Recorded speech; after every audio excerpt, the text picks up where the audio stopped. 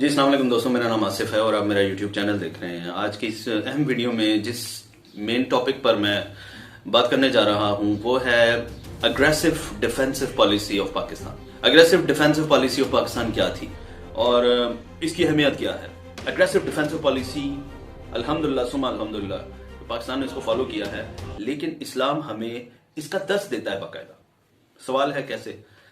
तो नबी पाक सल्लल्लाहु अलैहि वसल्लम का फरमाने आलिशान है कि मुसलमान एक जिस्म की मानंद है। जिस्म के किसी भी हिस्से में दर्द हो पूरे जिस्म को तकलीफ होती है। दुनिया में किसी भी इलाके में, किसी भी कोने में, किसी भी जगह पर मुसलमान तकलीफ में है तो दीगर इलाकों में रहने वाले या दुनिया में रहने वाले मुसलमानों को उसकी तकलीफ महसूस होती है। देखिए डिफेंसिव मूड ही इस्लाम है। इस्लाम अमन का दाई है, अमन का प्रचार है। लेकिन अमन का मतलब ये नहीं है कि आप बिल्कुल ही हाथ पे हाथ धरे बैठ जाएं। आपको तैयार रखो। कुरान मजीद में साफ लिखा हुआ है कि अपने घोड़े तैयार रखो।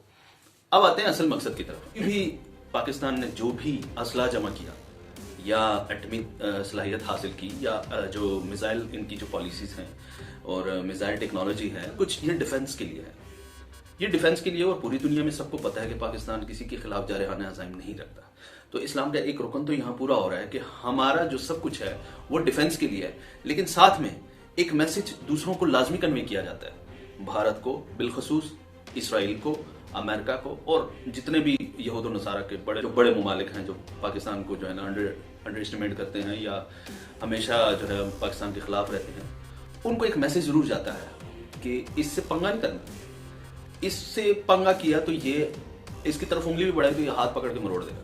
तो पाकिस्तान ने जो इकदाम किए हैं वो असूली तौर पर इकदाम हैं, सही इकदाम हैं। कैसे? क्योंकि ये डिफेंसिव में है। आप किसी के हक पर डाका डालेंगे तो वो आपको रिटेलिएट करेगा, रिस्पॉन्ड करेगा अल्लाह की तरफ से कि आप अपने आप को इतना ताकतवर बनाने। कुरान मजीद में लिखा हुआ है कि आप अपने आप को इतना ताकतवर बना लें कि बवक्त जरूरत जब कोई मुल्क आप पर इन्वेजन करे, आपको तोड़े, आपको नुकसान पहुंचाने की कोशिश करे तो आप उसका मुकाबला कर सकें।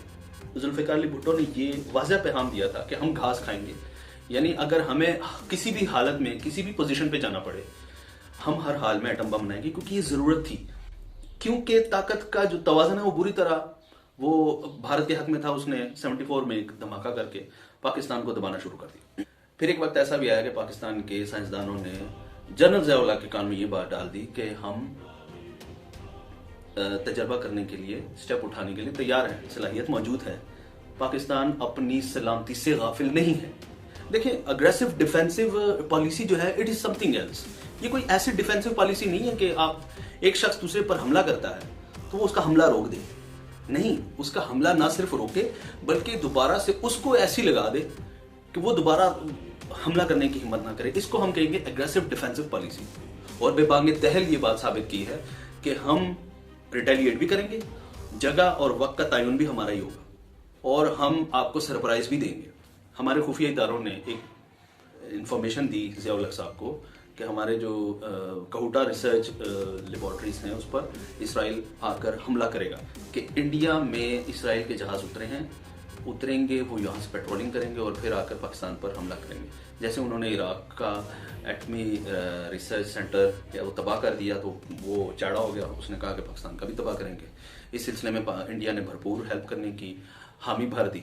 पाकिस्तान ने जो रिस्पॉन्ड दिया, पाकिस्तान ने कहा कि जी हम न सिर्फ हमला रोकेंगे बल्कि जवाब में हम हमला करेंगे और सपोर्ट करने वाले को पहले मारेंगे। यानी इंडिया की बात हो रही थी। और हम पीछा करेंगे तिल अबीब तक, इसराइल तक। ये थी एग्रेसिव डिफेंसिव पॉलिसी। फिर सरप्राइज डे भी हमने अभी चंद दिनों पहले मनाया। आपने उसमें भी देख लिया कि इसराइल के साथ मिलकर एक दफा फिर इन्वेजन हुई। पाकिस्तान को ना एक छोटा सा, कमज़ोर सा, माशी तौर पर परेशान सा मुल्क देखा जाता है और जनाब इंटरनली फिर कवारियत इस कदर है, एक दूसरे के खिलाफ बयानात हैं और फिर टीवी पर ऐसे ऐसे शोज़ आते हैं जिसकी वजह से बाहर के लोग ये समझते हैं कि शायद ये लोग बटे हुए हैं। तो ये बटे हुए हैं तो इनके ऊपर जाकर हमला किया जाए। वो गलत सोचते हैं, खुश फहमी में रहते हैं। जो आज आए थे उसमें पाकिस्तानियों ने उसको भी मार दिया अल्हम्दुलिल्लाह। फिर उसके बाद अभिनंदन को कैप्चर किया तो पीस जेस्चर के तौर पर उसको भी छोड़ दिया। दुनिया को एक पैगाम भी दिया कि हम मार भी सकते हैं और हम छोड़ भी सकते हैं। दोनों मामलात में पाकिस्तान ने डिफेंसिव रहकर उनको रिटेलिएट भी किया, उनको नुकसान भी पहुंचाया। उनकी पूरी दुनिया में सबकी भी हुई, बहुत बेइज्जती हुई, बहुत बेइज्जती हुई। اور اپنا موقف بھی سامنے ظاہر کیا اور اپنی پوزیشن بھی کلیئر کر دی کہ ہم یہ ہیں, ہم یہاں تک جا سکتے ہیں. تو یہ تھا اگریسو ڈیفینسو پالیسی کا ایک ریویو, آپ کو اس چیز کو سمجھانا تھا. اب آتے ہیں رشیا کی طرف. رشیا کیسے پاکستان کی اگریسو ڈیفینسو پالیسی کو فالوور بن گیا. ڈسکسٹنگ ہے, کافی ڈسکسٹنگ ہے. کچھ لوگ شاید مجھے بات سے اتفاق نہ کریں. رشیا اور امریکہ کے درمیان سرد جنگ ساری عمر رہی ہے, کافی سالوں سے رہی. ویسے سار جب تک تھا اس وقت تک تو رشیا بدمست ہاتھی تھا. جس طرح آج کل امریکہ جو ہے نا اس کے قدم زمین پہ نہیں ہے, اس طرح رشیا کے بھی زمین پہ نہیں تھے. 80s کی بات کر رہا ہوں. رشیا آیا وہاں سے اور اس نے دراصل پاکستان پر گرم پانیوں یا گوادر تک کا جو علاقہ ہے وہ کیپچر کرنا تھا اور پاکستان کو اپنا غلام ملک بنانا تھا. اس کے بعد وہ چاہتا تھا, کیونکہ رشیا کا موسم ایسا ہے کہ برف میں ڈھکا ہوا ملک ہے, تو اسے گرم پانیوں کی ضرورت ہے ایک ایسے ایریے کی, میدانی علاقے کی. بریکنگ نیوز نہیں ہوتی تھی, ایک دن پہلے کی خبریں آتی تھیں, پھر ان کو چھاپا جاتا تھا, اپروول ہوتی تھی, پھر چھاپا جاتا تھا, پھر پہنچتی تھی لوگوں تک. تو اس میں ایک دن اوپر لگ جاتا تھا.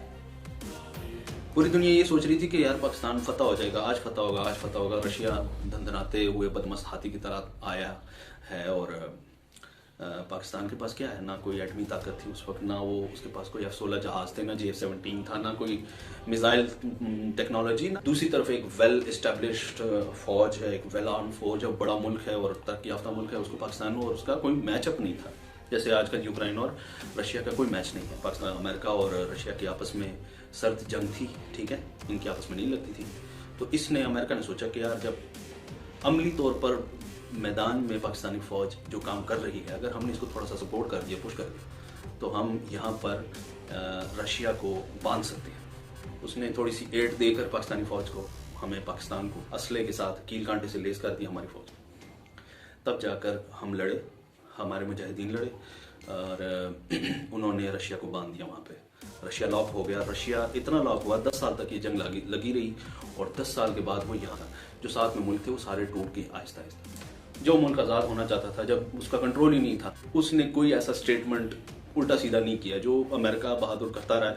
امریکہ نے تو ملکوں کے ملک جو ہے نا برباد کر دیے, چاہے وہ عرب ممالک میں عراق لے لیں, لیبیا لے لیں, ٹھیک ہے, شام لے لیں, یورپ کو وہ گیس بھی دے رہے ہیں, لیکن وہ دوبارہ سے اس نے دنیا میں اپنی اس طرح کی کوئی الٹی سیدھی حرکت نہیں کی جس طرح آج کل امریکہ ہی پچھلے 20-25 سالوں میں اس نے کی ہے. وہ وقت بدلتا رہا, اس نے بھی دوربین لگا کے جو ہے پاکستان کو دیکھ لیا کہ یار ایک دہشت گردی کا شکار ملک کس طریقے سے پاکستان نے اپنے ملک کو نہ صرف نکالا بلکہ کہ یار اگر ہمت کی جائے, کوشش کی جائے تو پاکستان کی طرح اپنے پاؤں پہ دوبارہ کھڑا ہوا جا سکتا ہے. وہ پرابلم ہی یہی ہے کہ یوکرائن چاہتا ہے کہ وہ نیٹو کا حصہ بنے. اگر وہ نیٹو کا حصہ بنتا ہے تو یوکرائن کا بارڈر لگتا ہے رشیا کے ساتھ, تو رشیا کے جو بارڈر ہوگا, بارڈر پہ جناب میزائل نصب کر دے گا امریکہ یا نیٹو, اور دشمنی ہی کس کے ساتھ ہے, رشیا کے ساتھ. تو سرحد میں پرابلم ہو جائے گی. It is some thing like Russia یہ جانتا ہے کہ اگر امریکہ اس کی سرحد تک آ گیا تو پھر وہ اندر بھی فساد ڈالنے سے باز نہیں آئے گا. اس کی مثال یہ بھی ہے کہ آپ نے دیکھا افغانستان میں جب امریکہ اور اس کی پوری الائنس کی کانٹے سمیت یہاں پہ آئی, اتنے 70,000-80,000 لوگوں نے, پاکستانیوں نے جام شہادت نوش کیا. اس میں فوج کی بھی بڑی تعداد شامل, ٹھیک ہے, اور پاکستان کے معاشی حالات بھی دگرگوں ہوں گے. امریکہ کے اس نے ایسا کچھ نہیں کہا, نہ کسی یورپی ملک کو کوئی دھمکی لگائی ہے.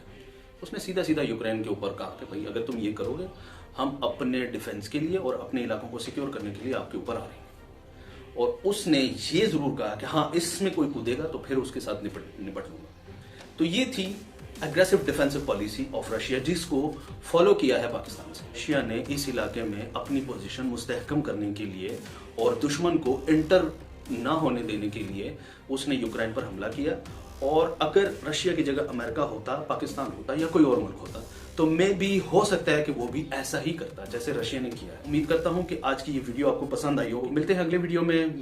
اس چینل کا خیال رکھیے گا, لائک اور سبسکرائب.